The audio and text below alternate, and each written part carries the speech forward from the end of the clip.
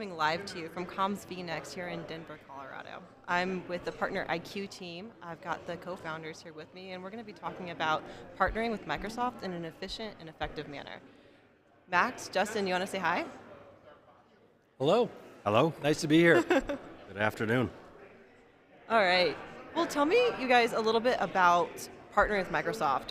Why it is that you're here, why it is that you're wanting to help organizations partner. I'll start. Partnering with Microsoft is difficult, huge task, and it's essential for you to get it right as an organization. If you somehow missteps, skip steps, try to skip ahead, it's certain to fail. So we feel like we help organizations partner better within the Microsoft ecosystem. Awesome. From my perspective, partnering's hard. I think there's a lot of folks looking to take shortcuts. Shortcuts don't work, and I think we found over our history, what the secret ingredients are to making effective partnerships, making them simple, making them work. And that experience and that knowledge is what we're looking to bring to the partner community and hopefully accelerate the larger Microsoft practices out there. Awesome. So when you're working with these organizations, what are some of those challenges that you come across? A lot of the organizations will tell you that they've ticked all the boxes, done everything that Microsoft has asked them to do. They've kind of followed a little bit of a playbook, but haven't really done the necessary work. They haven't dug in and rolled up their sleeves and really done the work. So it's kind of like you're kind of drifting out at sea a little bit without a plan for survival. And we offer that plan. We do a 2-day workshop where we'll come in and really understand your business objectives. We will come out of that after 2 days and give you a blueprint for success, how to talk to Microsoft, how to speak the languages, what all the KPIs are, why Microsoft should care about you, why the Microsoft ecosystem can provide an uplift in your business and the number of leads that you bring in house. Yeah, I think when I see some of those challenges, Amanda, it's generally around leads, right? Customers, partners in the sense they want access to leads. They want revenue, they want to see funnel and funnel development. But I think what we tend to unpack when we're going through these issues or the frustrations is they haven't really done the work, right? They haven't created value back to the community. There's no strategy in what that value plan might look like, and there's no roadmap to, well, how long does that plan take? Is that a 6-month plan? Is it a 12-month plan? Is it an 18-month plan? And what are the necessary things that connect the partner story to the Microsoft needs or what they're trying to do in the marketplace that's aligned to the Microsoft strategy? And there just becomes a general frustration of, well, why isn't this thing working? And that's a very complex, lengthy answer, but maybe we can go into some of the surface of that. I mean, we'll help them understand why Microsoft should care about them. I mean, Right. over the 2-day session, we really we deep dive into that, and it's I don't know the whole thing that comes. Take it. Finish my thought here. Well, let's dig into a little bit more about what Justin was saying. What are some of the things that you need to consider as an organization as you're preparing to become a Microsoft partner? So how long does it take? What type of effort, time, money? Like, give us examples of that people need to consider even before they come to Partner IQ to maybe have a workshop or have a discussion. Yeah, I think there's a number of things there, but unpacking a few simple ones.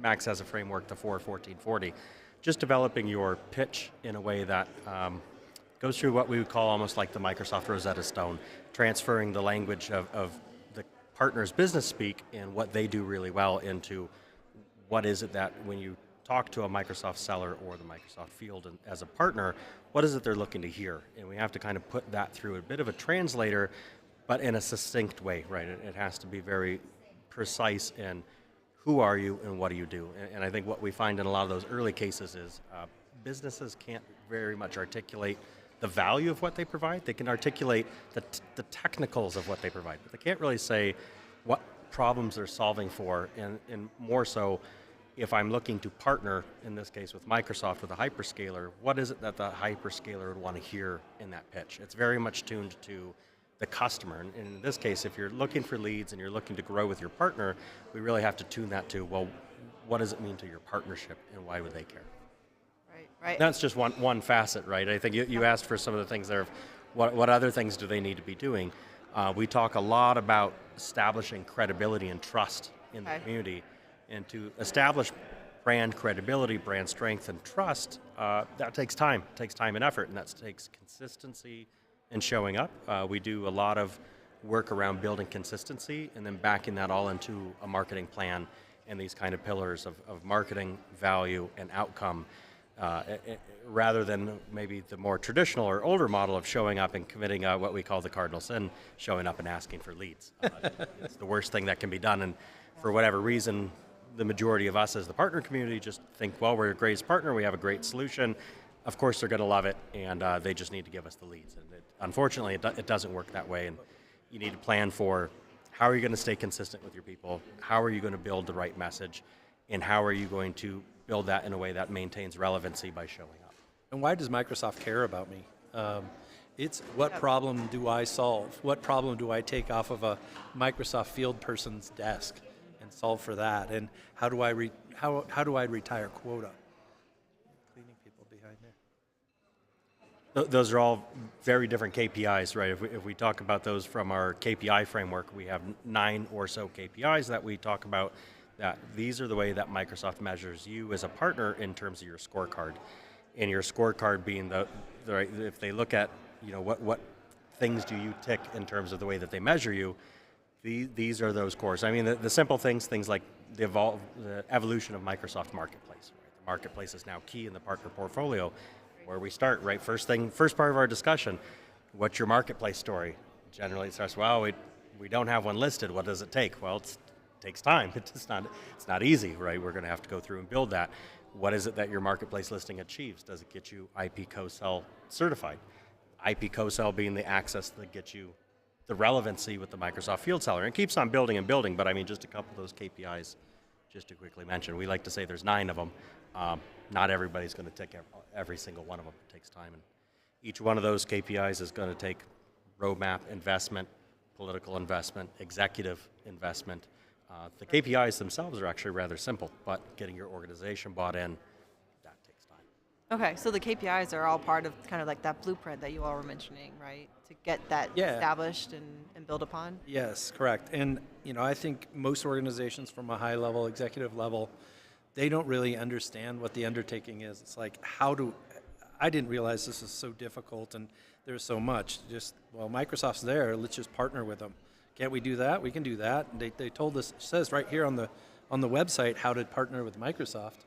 Right. Great. That's all fine and good. And then they get to that point where now how do we translate this into revenue, leads, opportunities, and that's where the blueprint comes in. Again, it's kind of a ongoing theme within this ecosystem, and it's.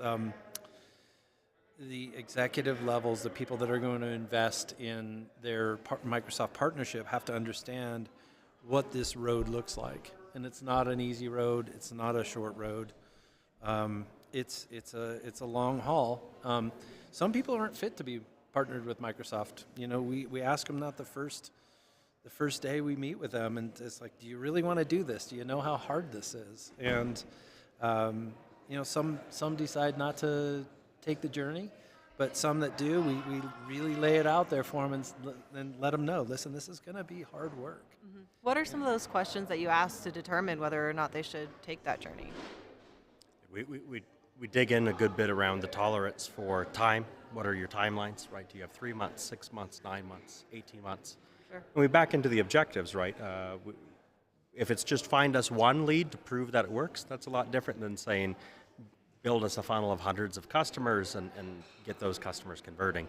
Mm-hmm. That can be one of those tracks. I think there's a few other tracks there around the time in terms of investment, right? Of what does your war chest look like? Do you have budget for this? Is that budget allocated around heads? Are those heads structured correctly around the organization, right? Do you have marketing heads that are committed to this? Or do you have sales heads that are committed? Do you have channel heads that are committed? And depending, again, Do you have everybody's travel gonna be budget? yeah. Do you have budgets You have for travel events budget. like this? One of the things we personally believe in is committed relationships. In the time that it takes to develop those relationships, these are people that are going to invest in you. That generally requires showing up. So travel budget is an absolutely critical component of Yeah. the larger plan. And if you're not willing to show up, how are you going to be relevant when it comes time to extract leads from, again, this is a partnership. I don't think we're not really describing things that are really crazy here. It's what does it mean to develop a relationship? And that it takes time, investment, and effort. A lot of this is less the technical, and we do unpack some technical bits of how do I structure my first discussion in a way that I can tell Microsoft what I do in order to actually get leads from that discussion. How can I do that in a 10 to 15 minute conversation? And again, this is value-driven discussions, not technical-driven discussions. I think a lot of partners worry, is my technology fit enough? Is Microsoft going to look at my technology and think, gosh, it's not everything that it could be? That's not the core of it. Is what is it?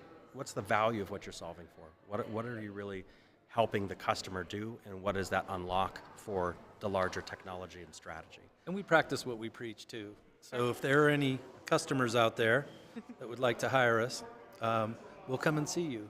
We believe that person to person, in person, is the right way to build this partnership and the partnership that we would have with you. We will invest our time and energy and effort to come to you. A lot of it comes down to value, right? And the value and quality of conversation is just 100% different when you're in person. Yeah, I mean, we've had them here at this show. Here at the conference, I mean, that's a big reason to be here at the Yeah. conference, Yeah, I mean, right? I can't think of how many great conversations we've already had here that Boots on the we ground. wouldn't have if we were doing this over electronic device. The shared insights, intelligence, the quality of conversation, the value Yeah. of what you're solving for, the articulation and commitment to next steps, right? Where you commit your business and taking some big bets. You need to get to know these people, right? And that doesn't happen online. It I mean, happens investment in us is not I would say it's not expensive for the return you get once you do invest in us. I'm doing a little bit of selling here, but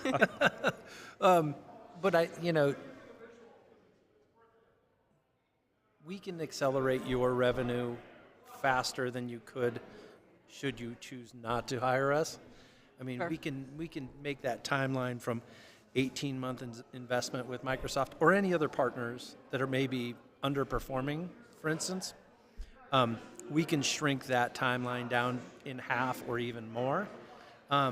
We've talked a little bit about the 9 KPIs and the formal relationships that we have with Microsoft and all the tick boxes, but there's a really important, other component to that, and that's the informal, and that's where, we think we really shine. I think this is the space of, when we've been approached in the past, whether it was, working for other companies that need an alliance manager, need that referral, they generally start to ask for, it's not so much I need an academic, somebody who really understands the Microsoft framework, I need an insider. Okay. And I think that, that the back end of what Max and I bring and other people in the company is we've been inside this ecosystem for more than 25 years, right? We've worked at Microsoft ourselves. We've worked inside partners. We worked at one time. Amanda, I was a customer of yours. One time we worked together. Right. Right. We've all been trying to build all of this together. So there's lots of learnings, and sometimes that back end's required to just simply make a phone call to somebody you've spent a career with in building trust together, and that phone call means that far end they pick up, and sometimes that's what partners need. Is I need access to somebody at a district level, a senior sponsor, a program owner, somebody with the right industry intelligence. I need special access that I can't get through a website or a front end. And I mean, how do you measure that value? I mean, it's immeasurable. It's an accelerant that we bring to the table, and it's interesting. We have a client that we're working with now that we basically just ran their blueprint past Microsoft before we finalized it. We let them practice on Microsoft before they go out to the Microsoft field. We've connected them with friendlies inside the Microsoft organization. And they were very harsh critics of our client and really set them on the right path towards success. So it's those types of asks that we have access to. And again, I'm selling here, but Quit it. I firmly believe that we bring a ton of value. So I think there you go. Sure. hopefully some of the company philosophy shining through. We want to help, right? Don't present us a problem within the alliance or channel space and don't think that we're going to want to solve it. We had some customers recently. We committed to go down. We believed in the solving the problem so much, right? Yeah, we'll get on a plane and come see you. Let's come talk about it. Yeah. We're inherently interested in a lot of these problems, and the benefit in the long run, right? We all win. We're elevating all boats in this rising tide by going and helping. And I think part of this too is part of our culture. It's going to take time. It's not quick. It's not easy. It's not instant. All these things take time. If we do it the right way, the end result. We care too. I mean, we care about the success of our clients. So we're in the referral business. So happy clients bring more business to us, and we just look forward to doing great work. Some of our work is, I would say, it's pro bono, wouldn't you say? we go above and beyond. Again, don't present us a problem. We're problem solvers first. Yeah. We're not going to leave anything loose ends untied.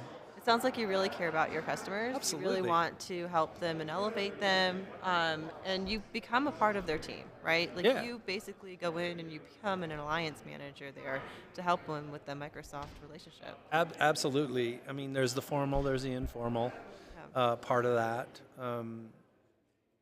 But our organization, we'll bring people in as well and provide alliance manager on demand.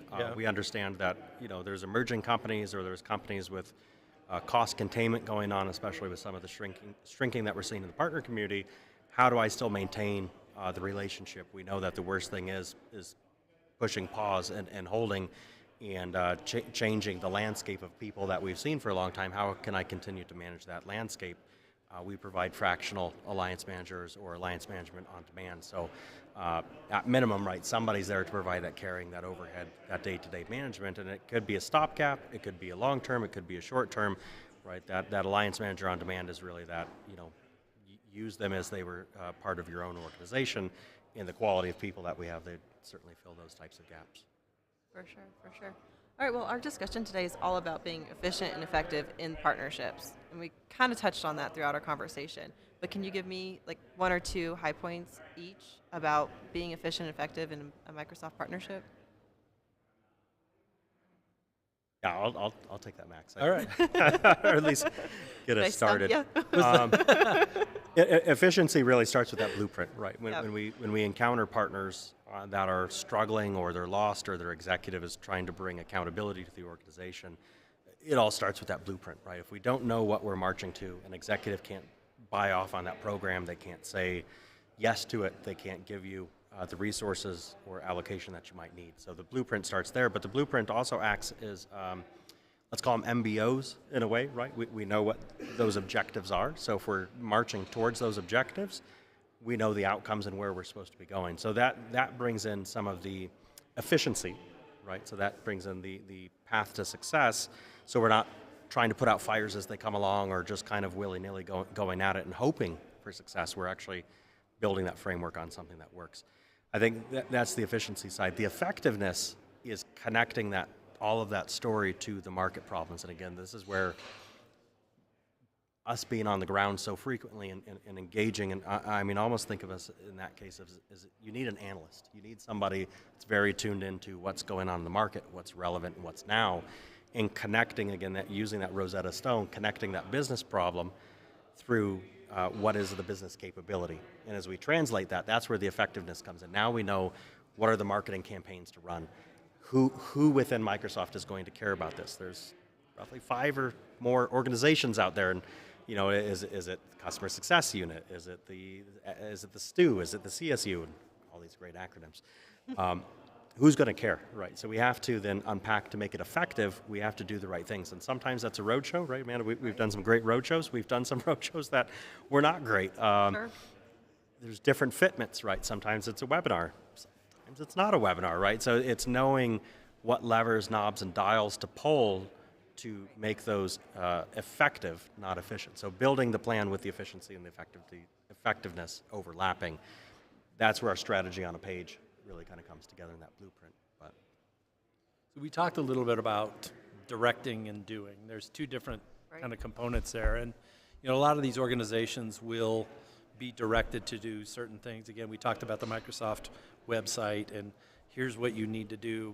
And then there's the doing piece, and that's where I think we're different than the other players out there that have similar types of consulting businesses. But we roll up our sleeves and get our hands dirty and do the work with you. And we talked a little bit about building out your marketplace offering. There's a lot of places where you can get stuck.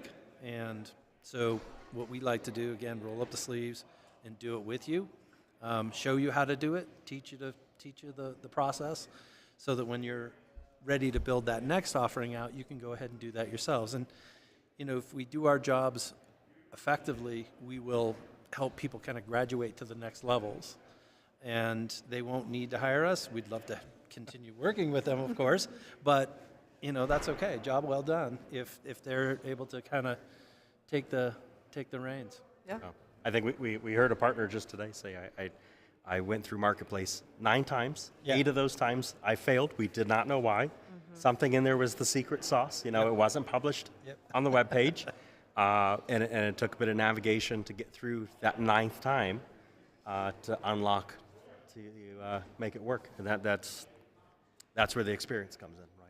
Of doing this so many times and going through those tribulations. I don't know if they come without the trials. There's that whole piece though too, the insider piece, where you've got access to individuals within Microsoft that can help those folks that are having trouble with their marketplace offering, and then also find that little strip of code that they need to have. There's some secrets in there that There's aren't some well published, secrets. but I think, and it wasn't that, in the case that you're mentioning, we had a partner we referred to one of the ISV success programs. It's not like we offered them a special backdoor, it was just the fact that the program existed, but if you go through the program list, there's probably 200 programs. Right. Do you know which one fits? And just simply asking that partner, hey, would you mind signing up for this program? You're going to get a great coach. Microsoft actually has a bunch of help here, but just the awareness that existed. And there's some very mature partners in this space, and they say, oh, I didn't know that program. I didn't know about that. Did we mention it's hard to partner with Microsoft? I think the audience obviously understands what the difficulties are. I don't think any of us have been there without a struggle of some sort, right? I mean, we've been there ourselves of, oh man, this is hard. And that's not to say things don't change, right? Coming up, we're coming up to fiscal year end. We're coming up to July 1st. There will be new marching orders.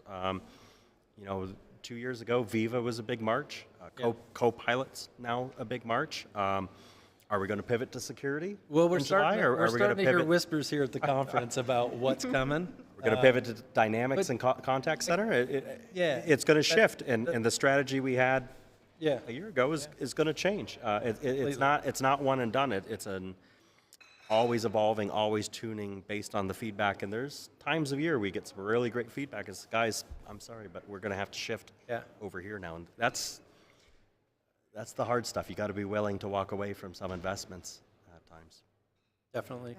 Yeah, for sure. All right, well, we're wrapping up here, but if anyone wants to continue this conversation with us, how do they find you?